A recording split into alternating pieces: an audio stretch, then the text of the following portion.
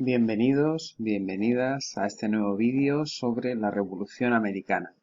En este vídeo vamos a aprender cómo esos principios de la Ilustración, esos nuevos principios políticos que iban en contra del antiguo régimen, van a hacerse realidad, van a ponerse en práctica, pero a diferencia de lo que pudiéramos pensar, no lo van a hacer en primer lugar en Europa, sino que lo van a hacer en América, concretamente en Norteamérica, en las colonias que tenía Inglaterra en las zonas de Norteamérica.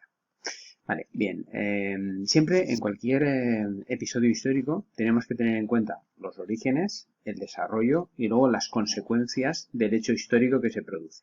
En cuanto a los orígenes, ¿qué es lo que ocurre? Pues vemos aquí, como aparece aquí en el mapa, voy a moverme un poco, cómo los colonos ingleses a lo largo de la Edad Moderna llegaron a la costa este de Norteamérica y ahí fundaron sus colonias. Generalmente una colonia se tiene para explotarla, para obtener materias primas y gracias a ello pues mejorar tu comercio o mejorar tu situación económica. Y era para eso, para lo que las utilizaba el Reino Unido. En este espacio de aquí, como digo, se formaron las llamadas 13 colonias británicas de Norteamérica. Normalmente la zona del norte se ocupaba más de la agricultura, de la ganadería, era una zona más, bueno, de la agricultura y del comercio, era una zona más productora, y la zona del sur se dedicaba al cultivo de plantaciones donde acudía mucha mano de obra esclava que, como vimos en el comercio triangular, provenía de África. Bien, ¿cuál es la problemática que surgió aquí? Pues aquí surge un descontento de las colonias con respecto al Reino Unido porque no se siente bien representada y se siente controlada, no se siente libre. El Reino Unido, que vemos aquí la bandera del Reino Unido sobre las franjas rojas y blancas que representan a esas colonias, quería disponer de las materias primas de allí, de esos espacios americanos. No quería desarrollar una industria colonial propia, sino que quería que fueran zonas explotadas y productoras de materias primas. Además de eso, aplica un monopolio comercial con el que el propio Reino Unido controla el comercio de las colonias y no las propias colonias. En conclusión, todo eso dificulta el desarrollo de ese espacio norteamericano. Además del espacio norteamericano, ve cómo su representación en el Parlamento británico no es muy importante y eso le provoca un malestar. Desea ser independiente. La tensión política poco a poco va en aumento, los monarcas ingleses incluso les obligaban a pagar impuestos o a adaptarse a normas comerciales que no les beneficiaban, y uno de los momentos en los que se inicia la guerra de la independencia es cuando aparece una de estas normas legislativas que es la de los Tea Acts, es decir, en 1773 se otorga el monopolio del té a una compañía privilegiada, que ya conocéis, que es la Compañía de las Indias Orientales. Por lo tanto, todo el comercio del té estaba controlado y manejado por esta compañía. Eso no gustó a los comerciantes americanos, que organizaron lo que se llamó el motín del té. Entonces, disfrazados de colonos norteamericanos, lanzaron al mar, en Boston, las cajas del té que controlaba la Compañía de las Indias Orientales, como una forma de protestar, diciendo que ellos querían tener también una libertad comercial.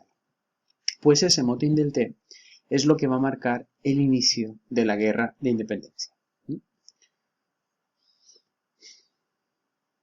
A partir de ese momento, ese proceso bélico va a contar con una serie de personalidades y con una serie de documentos que le van a dar fuerza. Uno de ellos va a ser Thomas Jefferson, quien en 1776 redacta la Declaración de Derechos de Virginia, que será como un texto, sobre todo de carácter político, que le va a dar fuerza a la petición que hacen las colonias con respecto al Reino Unido. Allí en esa Declaración de Derechos enunciaban los principios de soberanía nacional, que ya conocéis, el poder político reside en la nación, de división de poderes y de sufragio o derecho al voto. Y esto llevó a que el 4 de julio de 1776 los representantes de las colonias norteamericanas, reunidos en Filadelfia, firmasen la Declaración de Independencia de Estados Unidos, que es este texto que tenéis aquí. Lo veis aquí, 4 de julio de 1776, que es un texto muy famoso en el que las colonias americanas declaraban su independencia con respecto al Reino Unido. Querían tener un mayor protagonismo político y un mayor protagonismo económico, no estar controladas por una metrópoli. Justamente esta declaración de independencia de Filadelfia aparece en muchas películas, en series, porque es uno de los momentos históricos de la etapa contemporánea americana más influyentes. De hecho, fue como parodiado en Los Simpson, en un capítulo de Los Simpson, en el que, vamos a ver si lo tengo por aquí, en el que Bart quiere estudiar la independencia norteamericana y lo estudia como a veces estudiamos historia, intentando meterse todas las ideas de golpe en la cabeza. Aquí lo vemos en el sótano de su casa. El primer Congreso Continental tenía una dura tarea. ¿Podrían los delegados acordar recomendaciones que apoyaran todos los norteamericanos? Consideramos estas verdades evidentes. Se imagina en Filadelfia escuchando a esas personalidades, a Jefferson, a Washington. Consideramos estas verdades evidentes. Que todos los hombres son creados iguales. Que todos los hombres son creados iguales. Que de esa creación se derivan derechos inherentes e inalienables. Oigan, mírenme eso, está nevando. ¿A mediados de julio? Es un milagro. Pero está tan distraído que se pone a pensar en otras cosas. A veces pasa, si quieres pegarte un atracón de estudiar historia, pues no suele funcionar. Hay que ir poco a poco. Y luego finalmente hace el examen. Fijaos un detalle que ocurre aquí. La profesora se lo corrige y lo va a suspender.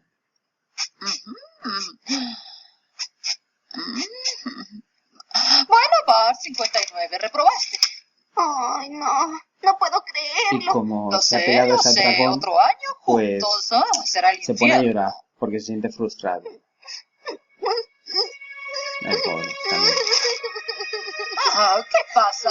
Pensé que ya estabas acostumbrado a repetir el grado. Es que usted no entiende. En verdad lo intenté. Es lo mejor que puedo hacer y aún así repruebo. Bueno, un 59 es buena marca. ¿A quién quiero engañar? Soy un fracaso. Ahora sé cómo se sintió George Washington cuando entregó Fort Necessity a los franceses en 1754. ¿Qué? Sí, ya sabe, la famosa derrota con los franceses. Por Dios, Bart, es cierto. Este detalle me encanta porque Bart recuerda un dato histórico y la profesora lo consulta en el libro porque ni ella misma lo recuerda. Con esto un poco se viene a demostrar que los exámenes a veces son un poco absurdos. O sea, un dato en sí, recordar un dato, no tiene mucho sentido. Y de hecho, la profesora, al darse cuenta de todo lo que ha pasado, al final tiene un detalle con él y por haber demostrado conocimientos aplicados, le sube la nota y le aprueba, ¿no? Pero bueno, lo traía sobre todo para que vosotros veáis que es uno de los hechos o acontecimientos americanos más importantes en la historia contemporánea y que incluso vosotros os sonará lo del 4 de julio, lo de la Declaración de Independencia, porque aparece en muchísimas películas, en muchísimas referencias que han hecho de este hecho histórico casi un icono. Aquí tenemos una imagen de ese momento, de la reunión de Filadelfia, todos celebrando. Y desde el motín de Boston de 1775 se inicia una guerra larga. Una guerra que, como veis, va desde 1775 a 1783, entre los insurgentes americanos, miembros de las colonias americanas que deseaban la independencia del Reino Unido, y el propio Reino Unido. Los colonos, generalmente, tenían varios representantes o varios líderes que les abanderaron y que les ayudaron a conseguir esa independencia, y probablemente el más importante de todos ellos sea aquí, como vemos, George Washington, que aparece, pues están tejiendo esa nueva bandera americana que nos suena a la bandera actual, que tiene pues en lugar de tener la bandera del Reino Unido, tienen las estrellas americanas que representan a las colonias, que fueron creciendo porque con el paso del tiempo fueron sumándose nuevos estados americanos, ¿vale? Y ahí tenemos a George Washington como uno de los principales protagonistas de ese hecho histórico. A lo largo de esa guerra de independencia, de esa larga guerra de independencia, vemos que hubo pues importantes victorias, como la de Saratoga en 1777, o como la de Yorktown en 1781. Vemos como este mapa temático sobre la guerra nos indica con triángulos verdes las victorias coloniales, las victorias americanas, y con cuadrados rojos las victorias inglesas. De hecho, algunas de estas ciudades, como por ejemplo Yorktown, han hecho de esas batallas como elementos patrimoniales y tienen museos dedicados a esas batallas, y cuando se produce la conmemoración de la batalla, pues se visten de la época, representan el momento, y digamos que eso tiene un valor para el turismo, para que lo visites, y también patrimonial, como una forma de recordar ese momento. También cuando al recordarlo lanzan un mensaje político, de independencia, de fuerza, de separación con respecto al Reino Unido, ¿no? Los Estados Unidos son muy celosos de esta historia propia de lucha, de independencia, de intentar ser autónomos, etcétera, ¿no? Al ser la primera potencia del mundo, pues todo esto, digamos que estos mensajes les ayudan en las ideas que ellos creen que les representan. Bueno, finalmente, después de este proceso bélico, ya hemos visto que hay un origen en el que las colonias están descontentas. Vemos que hay un detonante, que es el motín del té de Boston. Vemos que hay una serie de líderes como Jefferson o Washington que le dan ideas a este movimiento independentista. Vemos que hay peticiones marcadas en la Declaración de Independencia y finalmente, después de este proceso bélico, después de todo este gran proceso, se produce ya al final con la Paz de Versalles o la Paz de París en 1783, en el que Reino Unido reconoce pues la independencia de estas colonias. Y finalmente, pues recordar que las propias colonias recibieron ayuda de potencias exteriores como España o Francia, que no tanto que defendieran las ideas liberales de las colonias, si lo que querían era restar poder a un rival, como en este caso era Gran Bretaña, que en ese momento del siglo XVIII era la primera potencia del mundo. Entonces, cuanto más le pudieran afectar, mejor para ellos. Lo que pasa es que, por ejemplo, en el caso de Francia, esta participación en la guerra le iba a suponer un desgaste que veremos que también influirá en una crisis propia que le llevará también a la Revolución Francesa. Pero la Revolución Francesa ya es otra historia y eso lo veremos en otro vídeo.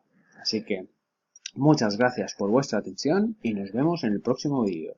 ¡Hasta luego!